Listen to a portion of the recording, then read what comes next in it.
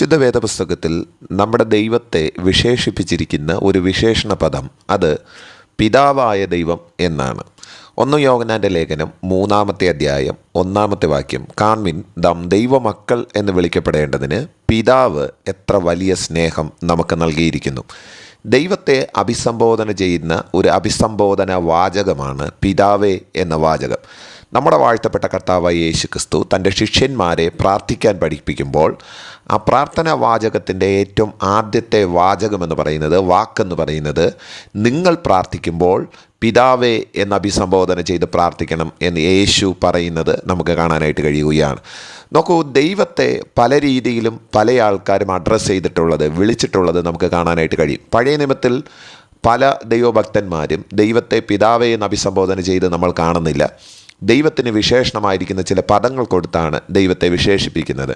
എന്നാൽ പുതിയ നിയമത്തിലേക്ക് വരുമ്പോൾ നമുക്ക് കർത്താവായ ദൈവത്തെ, പിതാവായ ദൈവത്തെ പിതാവേ എന്ന് വിളിക്കാനുള്ള ഒരു അവകാശം, ഒരു അനുവാദം വേദപുസ്തകം നൽകുന്നത് നമുക്ക് കാണാനായിട്ട് കഴിയുകയാണ്.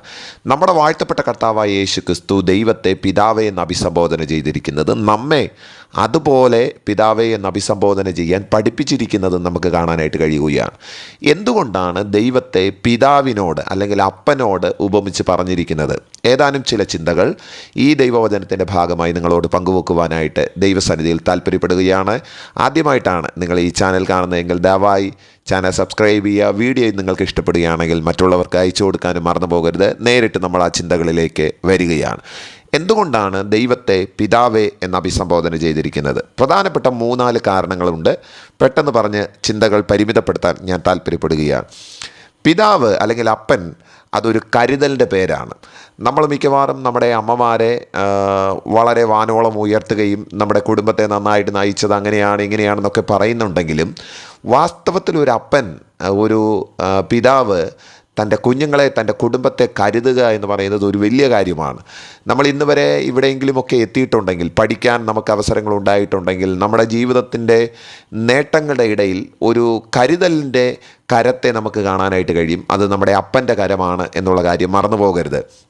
അതുകൊണ്ടാണ് ദൈവത്തെ പിതാവ് എന്ന് അഭിസംബോധന ചെയ്തിരിക്കുന്നത്.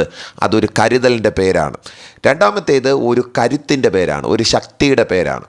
എന്തുകൊണ്ടാണ് പല കുടുംബങ്ങൾക്കകത്തും ആൾക്കാർ കയറി ആക്രമിക്കുകയോ ഉപദ്രവങ്ങളും നടത്താതിരിക്കുന്നതെന്ന് ചോദിച്ചു കഴിഞ്ഞാൽ, ആ കുടുംബത്തെ നയിക്കാൻ ഒരു അപ്പനുണ്ട്, ഒരു ആണൊരുത്തനുണ്ട് എന്നുള്ള ഒരു ധൈര്യമാണ്.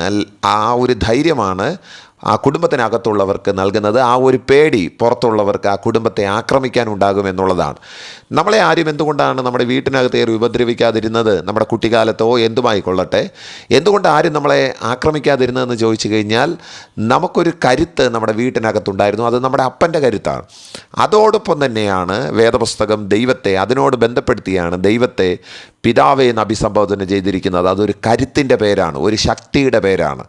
ഒരിക്കൽ വായിച്ചുകൊണ്ടൊരു കഥ ഓർമ്മ വരികയാണ്. അത് കഥ ഇങ്ങനെയാണ്.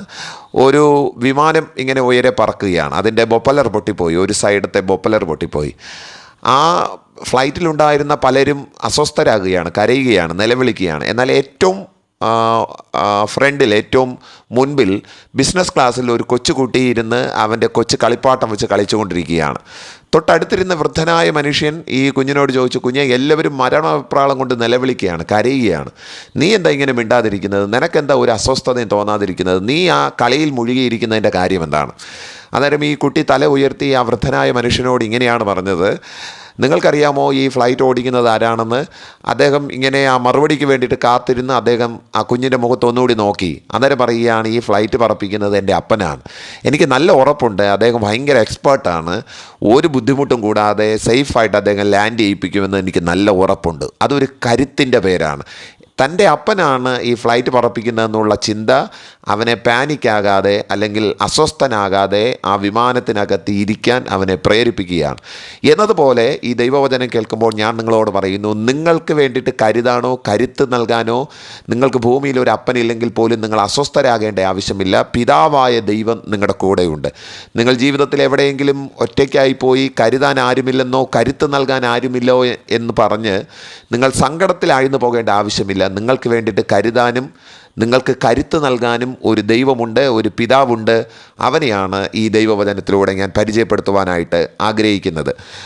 എന്തുകൊണ്ടാണ് ദൈവത്തെ പിതാവേ എന്ന് അഭിസംബോധന ചെയ്തിരിക്കുന്നത്? അതിൻ്റെ മൂന്നാമത്തെ കാരണം അതൊരു കരുണയുടെ പേരാണ്. നമുക്ക് എന്തെങ്കിലും ഒക്കെ ആവശ്യങ്ങളുണ്ടെന്നുണ്ടെങ്കിൽ നമ്മൾ മിക്കവാറും അമ്മയോട് പറയുന്നതിനേക്കാൾ കൂടുതൽ പെട്ടെന്ന് കിട്ടാൻ സാധ്യതയുള്ള അപ്പനോട് പറഞ്ഞാലാണ്. കാര്യം അതൊരു കരുണയുടെ ഉറവിടമാണ്. അതുകൊണ്ടാണ് സങ്കീർത്തനത്തിൽ ദാവീദ് പറയുന്നത്, അപ്പന് മക്കളോട് കരുണ തോന്നുന്നത് പോലെ യഹോവയ്ക്ക് തൻ്റെ ഭക്തന്മാരോട് കരുണ തോന്നുന്നു എന്നാണ്. അവിടെ ഉപമിച്ചിരിക്കുന്ന ഉപമാ പ്രയോഗം കണ്ടോ? അപ്പൻ എങ്ങനെയാണോ മക്കളോട് കരുണ തോന്നുന്നത്, അതുപോലെയാണ് ദൈവത്തിന് തൻ്റെ ഭക്തന്മാരോട് കരുണ തോന്നുന്നത്. ജീവിതത്തിൽ നിങ്ങൾ ഇന്നുവരെ എത്തിയ ഇടത്തും ഇനി എത്താൻ ആഗ്രഹിക്കുന്ന ഇടങ്ങളിലും ദൈവം നിങ്ങളെ കരുണ തോന്നി നടത്തിയെങ്കിൽ മാത്രമേ കാര്യങ്ങൾ മുന്നോട്ട് പോകത്തുള്ളൂ എന്നുള്ളതാണ്. അതുകൊണ്ടാണ് റോമാലേഖനത്തിൽ പൗലോസ് പറയുന്നത്, അതുകൊണ്ട് ഇച്ഛിക്കുന്നവനാലുമല്ല ഓടുന്നവനാലുമല്ല കരുണ തോന്നുന്ന ദൈവത്താലാണ് നമുക്ക് സകലവും സാധ്യമാകുന്നത് എന്നുള്ള കാര്യം മറന്നു പോകരുത്. ആ കരുണ തോന്നുന്നത് പിതാവിൽ നിന്നാണ്, അഥവാ പിതാവായ ദൈവത്തിൽ നിന്നാണ്. അവനെ ആശ്രയിക്കുന്നത് ഏറ്റവും വലിയ കാര്യമാണ്. നാലാമത്തേത്, നമ്മുടെ ജീവിതത്തിൽ നമ്മൾ ഉയരണമെന്നും വളരണമെന്നും ഭൂമിയിൽ ഒരു മനുഷ്യൻ ആഗ്രഹിക്കുന്നുണ്ടെങ്കിൽ, ഒരു പുരുഷൻ ആഗ്രഹിക്കുന്നുണ്ടെങ്കിൽ, അത് വാസ്തവത്തിൽ നമ്മുടെ അപ്പനല്ലാതെ വേറെ ആരും ആയിരിക്കത്തില്ല എന്നുള്ളതാണ് എൻ്റെ ഒരു ചിന്ത. തന്നേക്കാൾ മെച്ചപ്പെടണം, തൻ്റെ മകൻ തന്നേക്കാൾ മെച്ചപ്പെടണമെന്ന് ഭൂമിയിൽ ഒരാൾ ആഗ്രഹിക്കുന്നുണ്ടെങ്കിൽ അത് ഒരു അപ്പന് മാത്രമേ ആഗ്രഹിക്കാനായിട്ട് കഴിയത്തുള്ളൂ എന്നുള്ളതാണ്. നിങ്ങളുടെ അയൽവാസിയോ നിങ്ങളുടെ അമ്മാച്ചനോ നിങ്ങളുടെ ബന്ധത്തിൽപ്പെട്ട ഏതെങ്കിലും ഒരാൾക്ക് നിങ്ങൾ അവരെക്കാൾ ഉയരണമെന്ന് സ്വപ്നത്തിൽ പോലും ആഗ്രഹമുണ്ടായിരിക്കത്തില്ല. പക്ഷെ നിങ്ങളുടെ അപ്പന് നിങ്ങൾ അദ്ദേഹത്തെക്കാളും വളരണമെന്നുള്ള വലിയ സ്വപ്നമുണ്ട് എന്നുള്ളതാണ്. തിരുവെഴുത്തിൽ ഇതേ കാര്യം തന്നെ നമുക്ക് ദൈവത്തോടുള്ള ബന്ധത്തിൽ നമുക്ക് കാണാനായിട്ട് കഴിയും. നമ്മുടെ ഉന്നതിയല്ലാതെ, നമ്മുടെ ഉയർച്ചയല്ലാതെ, നമ്മുടെ വളർച്ചയല്ലാതെ ദൈവം നമ്മളിൽ നിന്ന്, അല്ലെങ്കിൽ അത് മാത്രമാണ് വാസ്തവത്തിൽ ദൈവം നമ്മളിൽ നിന്ന് ആഗ്രഹിക്കുന്നത് എന്നുള്ളതാണ്. ഒരിക്കലും നമ്മൾ താഴേക്ക് പോകണമെന്നോ തകർന്നടിഞ്ഞു പോകണമെന്നോ ഒരു വട്ടം പോലും നമ്മുടെ ദൈവം നമ്മളെക്കുറിച്ച് ആഗ്രഹിക്കുന്നില്ല എന്നുള്ള കാര്യം നിങ്ങൾക്ക് എത്ര പേർക്കറിയാം? നമ്മൾ മറ്റുള്ളവരെക്കാൾ വളരുന്നത് മറ്റുള്ളവർക്ക് അസ്വസ്ഥത ഉളവാക്കുന്നുണ്ടാകാം. പക്ഷേ ദൈവത്തിന് ഒരിക്കൽ പോലും അത് അസ്വസ്ഥത ഉളവാക്കുന്ന ഒരു കാര്യമല്ല. എങ്ങനെയാണോ ഒരു കുഞ്ഞ് തൻ്റെ അപ്പനേക്കാൾ വളരണമെന്ന് അപ്പൻ ആഗ്രഹിക്കുന്നത്, അതുപോലെയാണ് നമ്മുടെ ദൈവം നമ്മളെക്കുറിച്ച് ആഗ്രഹിക്കുന്നത് എന്നുള്ള കാര്യം മറന്നു പോകരുത്. ഇനി ഏറ്റവും ഒടുവിലത്തെ ചിന്ത, അത് ഇന്ന് ഈ ദൈവവചനം കേൾക്കുന്ന അപ്പന്മാരാരെങ്കിലും ഉണ്ടെങ്കിൽ അവരോടാണ് എനിക്ക് പറയാനായിട്ടുള്ളത്.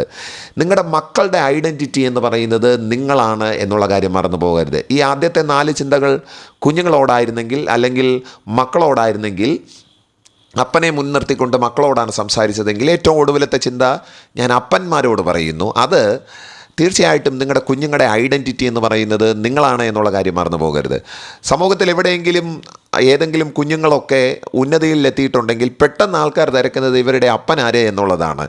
അതോടൊപ്പം തന്നെ ചില കുട്ടികൾ ചീത്തപ്പേരിനകത്ത് അകപ്പെട്ട് കഴിഞ്ഞാലും ഇതേ കാര്യം തന്നെയാണ് നാട്ടുകാർ തിരക്കുന്നത്, ഇവൻ്റെ അപ്പൻ ആരാണ് എന്നാണ് നാട്ടുകാർ തിരക്കാൻ സാധ്യതയുള്ളത്.